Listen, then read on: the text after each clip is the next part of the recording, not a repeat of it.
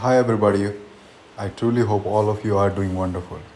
So, I like to learn and teach through ChatGPT, as you might have seen the type of content which are on my profile through that.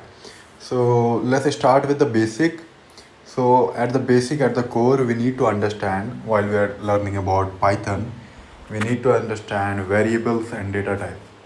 So in Python, we just don't have to declare a variable type.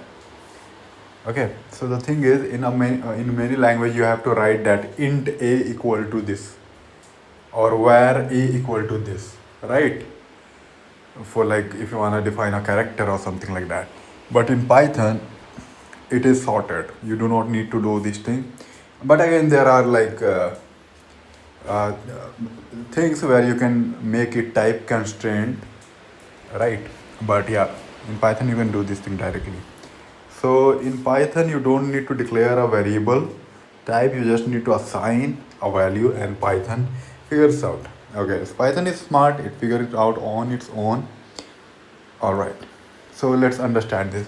So when you assign x equal to 5, it automatically understand that the variable x is an integer. You do not need to tell it that I have Python variable x is an integer in somewhere. It automatically understand it.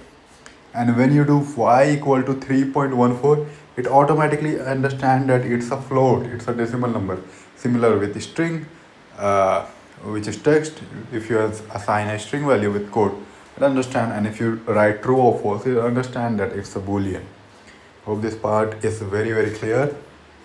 So if you assign first these values, and then you write print x, uh, and it will print what it will print. It will print 5, right, which is an integer. And when you write like this, it's join this string my name is with the name variable, and it print out that. So if it is integer, you can perform all these operations. So it will basically add these two number, result will be 3. It will subtract, the result will be 7. It will multiply, the result will be 30. It will divide, the result will be 3.33.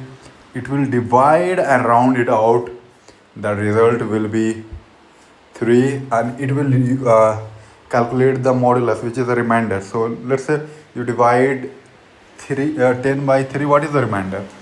3 3 is a 9, and we are left with 1. So that is the remainder. So yeah, this is a quick video in which I try to explain it. Hope this video makes sense. Thank you so much.